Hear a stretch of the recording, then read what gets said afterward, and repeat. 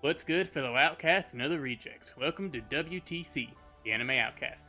First off, if you're new here, we upload anime what-ifs based around My Hero and other shows alike. Secondly, did you know 80% of our audience is not subscribed? So in order for us to continue to make good content, make sure you like, subscribe, and hit the notification bell. Now without further ado, let's get into the video. Where we had last left off, our hero had just been attacked by what looked like one of his transformations. Though it lacked his Omnitrix badge within its flesh tear and had a stockier build. The two aliens stand in a deadlock, with Izuku reflecting on the words just said to him. Finally? Meet face to face? He repeated to himself, becoming lost in his own thoughts, which gives the Ecternite a perfect chance to lunge at him once more. The alien hero is plastered in this thick see-through paste as the ghost makes contact. This gunk is easily clawed off by the wolf-like alien, however, since it still has its elastic-like quality.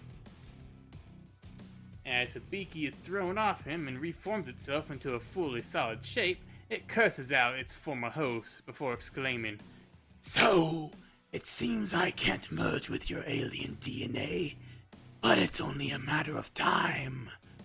Tick-tock, tick-tock. During that short monologue, Izuku starts thinking about his weaknesses when he was in that form, a certain heat-based one looking very viable. A green flash then covers Okami with a different voice calling out, Good luck with that waiting, mutters a charcoal man before his fists ignite with the bright flares. Then, the surroundings catch alight as the Pyronite places his hands together to blast a swirling stream of fire. As the burning heat gets close to the cloaked entity, it lets out a wretched screech as it retreats into the destroyed city. Izuku stays in place for a few seconds, waiting for his glossy clone to return, though it appears to have vanished. As he makes his way back to his classmates, aiming his fist at the ground and firing, the question of the entity of Hibiki lingers in his mind. Hey, sorry about that. Are you guys alright? Calls out the flaming alien as he lands near his team. Bakugo and Kirishima stand over defeated Seiji, all three of his targets bright red. As for Kaminari, his hands are on his knees while he pants. Just in time to miss the show, the lightning rod hero mutters smugly under his breath before looking back up at Sakura Hz with a smile. Oh, Replies Deku, scratching his fiery skull, not knowing exactly how to reply to that fooling. Some form of large-scale battle had just happened there, but the mix-up of the rubble and scorch marks makes it really hard to tell exactly what happened. Hey, what the hell are you doing, Doonface? We're not done yet! Bakugo barks out, with Izuku turning to face him and the crowd of students growing out of their meatball state. A whole army of competitors form in front of the UA group, though some emerge slower than others. If our central students don't move or act now, they'll quickly be surrounded and swarmed. With an end goal in sight, the dynamic blonde forces his body to take on 12% of One For All and calls out to the other UA trainees around him. Deku! Red! Get ready! I'm taking the back! You two take the front! Kaminari already got the emo markers, so fend for himself! Orders the explosion hero as his two friends take onto his side. Since he faces a large crowd on the ground, our Metamorph switches from his flaming form to his crustacean, the Synapse. He calls upon a vast intellect to predict the best course of action, visualizing the optimal strategy. But Bakugo has no time for Midoriya's thinking, causing him to leap into the air with his added strength, and then further boosting himself with an explosion. While above the mob of enemies, the living grenade uses full auto AP shot. A steady stream of explosive pellets rain down on the other students, forcing the back group to split from the main group. This also had the added benefit of destroying the bridge, keeping them further apart. With the clever tactic of dividing the army, the two other boys start their attack. Deku uses his electric darts to create a dome around Kirishima before flinging him on the opposite side. While Red Riot hardens his arms and head, the spheres fade away, causing him to collide with multiple aggressors. Our crustacean then runs after him as they combo off each other, including a massive all-out brawl. Todoroki and Tokoyami are the first ones to pass the first part of the exam. The two boys sit in a corner of the waiting room, watching for anyone else in their class to enter. Thought there would be more of us here by now. Toto thinks to himself out loud, observing the distant lack of familiar faces. It's possible not everyone has as fortunate as we were when it comes to targets. They attacked us without acknowledging our growth. His avian companion mutters. The two had faced a school with a gimmick around the brightly colored ninjas, who were ill prepared for the both of them. This led to their entire early triumph. But only after a few seconds of Tokoyami talking, a feminine voice calls out to them. Yayarozu, Sato, Asui, and Jiro appear out of the seemingly endless crowd of other students. Like the two boys, that group had just passed the exam, and on cue, more of the class starts to appear in the waiting room until the whole class is present. As Class 1A waits for the next phase of the exam, Uraraka and Bakugo notice something strange about their green-themed friend. The boy paced back and forth, muttering to himself while scrolling through the icons on his support item. Katsuki doesn't press him for the oddity, but Ochako asks if he's alright. But all the girl really gets is a nervous chuckle and a half-hearted yes. Though as the gravity manipulator tries to get more out of Izuku, she gets no leverage, leading to no different answer. As the two close friends continue to talk, a stranger watches from a distance. She seems to be like any other student here who made it to the second round, though that's far from the truth. This stalker has two layers of deception. Not only is she not Kami Utoshimi, she claims to be. Instead, she's the wanted criminal known as Himiko Toga. On top of that, the vampire impersonator allowed her body to be puppeted by the ghost parasite that had just joined the League. The two villains bicker inside Himiko's mind, trying to plan out their next move. They decide to leave before the next round starts. All other plans could result in the capture or worse. Speaking of which, let's move on to that. The zones once used for combat are further destroyed by controlled explosions, with actors storming in to pose as civilians. With these new disaster zones, examinees are instructed to act as heroes to conduct rescue operations for the second and final phase of the licensing exam. As the remaining students are let loose on the rescue field, Bakugo again attempts to play the loner game, only for his fellow blonde and redhead to follow along. Though his childhood friend stays with the larger group, wanting to trust in how much the Bombada has changed. The remaining students move as a group to the totaled cityscape. Most of them had quirks better suited for that terrain, such as Jiro, who uses her quirk to help locate any nearby foe injured. Her searchers find a childlike man who berates the students for their pace and attitude. The side of the act of posing as a child confused most of the trainees, leading to their attitude problem. With his head straight, Deku takes charge of the situation and exclaims that he's taking the actor to a safety zone. His alien of choice is Alpha X, who could nearly instantly get the actor to the zone. But on second thought, the civilian probably wouldn't be used to insane speeds that would reach. So he instead turns to Flash Freeze. At the evac zone, he's met by the sight of many young heroes and civilians all preoccupied. The sight is a definition of makeshift, but it's the best they could do. However, a woman quickly approaches him as he looks around, asking if he wants her to take care of the child, to which he obliges. As he passes the injured to the other hero, Izuku's wings wrapped around him like a white cloak.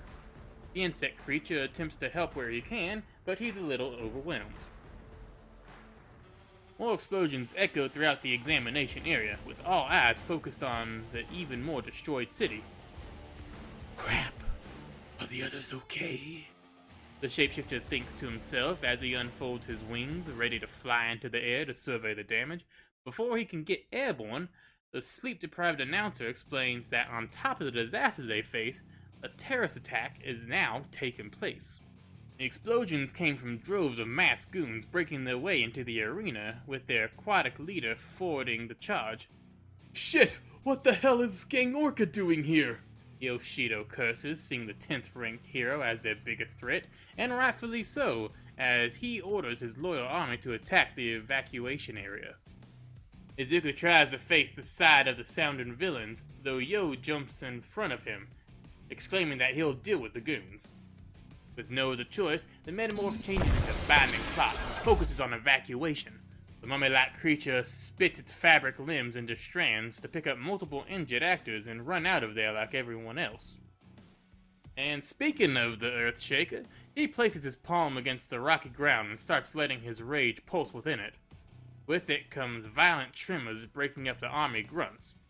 Though this has no effect on their leader, who charges the black-haired hero. He disables Shindo in one move, paralyzing his body with a sonic headbutt. Please, you left only one guard. You had multiple powerhouses on your side, and this is the best you can offer? Gang Orca comments in an oddly normal yet terrifying voice, but the aquatic being would be sorely mistaken in some regard as a mountain of ice rushes at him. But a few more sonic slams and the ice is rendered into rubble. Todoroki and many others come to the aid of the evac team attempting to fight and subdue the exam terrorists. Though Midoriya is grateful to see his classmates and other students come to the aid of his group, he soon finds out that not all of them are thinking rationally. Take Gale Force, who unleashes namesake winds to throw around a mass villain, but some of these mooks get in the way of Deku and the other refugees, which inhibits their progress. A few straight up land on the other students or get back up and start firing their concrete cannons at them. Of course, Todoroki and Inasa still have their clash and superpowers as well. With friendly forces spread thin until more can arrive, Midoriya changes aliens once more, becoming Wrecking Ball. This way, he can knock away large groups of acting villains from the rescuers, or even protect a civilian inside his indestructible shell. Eventually, less destructive fighters arrive to help, like Ojiro and Sato, revealing some of their efforts from the primary hero. With a free second, the giant pill bug looks around just in time to see a vast wave of fire is pushed through the path of the paralyzed Shindo due to the few students.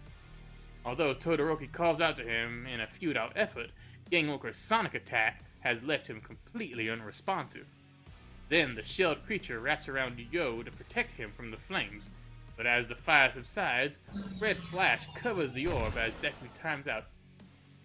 What the heck is going on with you two? Roars the Omni hero as he starts to lift up his unconscious comrade by his vest. His eyes grow veiny from the irritation as he stares at the other student. First, you throw some villains at me when I'm trying to carry people? He exclaims, pointing at Inasa, though his actual classmate isn't free from the lecture either.